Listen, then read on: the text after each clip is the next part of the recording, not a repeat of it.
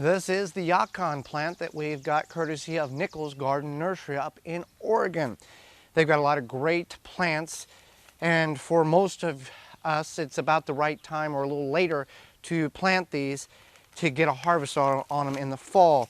Now, a yacon is a sunroot. It is related to the Jerusalem artichoke, but it can handle the cold just a tiny bit more. The harvest item on this is the tuber. You can get quite a lot of tubers off of it. When you harvest them, they kind of have the resemblance of a sweet potato. So we're going to plant these. You can plant these at the same depth that they are in the container, or you can actually plant them a little deeper, 2 to 4 inches deeper than what it is in the container.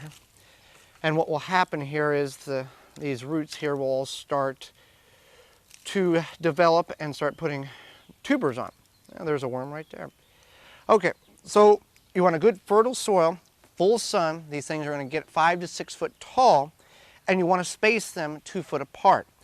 I talked about the tubers that you're going to harvest. You can also, there's going to be a rhizome on the root, and we'll talk about this when we harvest them, that you can save and you can replant these. They will die once it gets, the top portion will die once it freezes. You can harvest these rhizomes and keep them inside and bring them back, because this is a tropical plant that can handle a little bit of the cold. So I'm just going to very, very gently loosen the roots up here. And we're just going to plant this right in the ground. A little deeper, that's about right. All right, backfill. I'm going to bring some leaves that I've got here just to help hold some of the moisture in. All right, that one's good. Now this leaf here is yellowing, so I'm just going to pop it off. It's not going to hurt the plant at all. Pull this one out. Loosen it up a little bit. See some of these roots here. A lot of these are going to produce those tubers. And all right.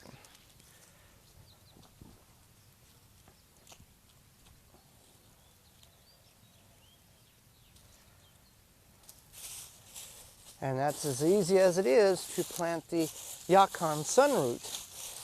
Now we're just going to wait for it to grow, and we'll harvest these in the fall. About the same time we'll harvest some of the Jerusalem artichokes, and then we'll talk about how we can properly store these to get a little more life out of them so we can eat them during the winter months. So the yacon, or the sunroot, it's something that maybe you have tried, or maybe you will consider trying next year when it comes to growing a unique item in your vegetable garden.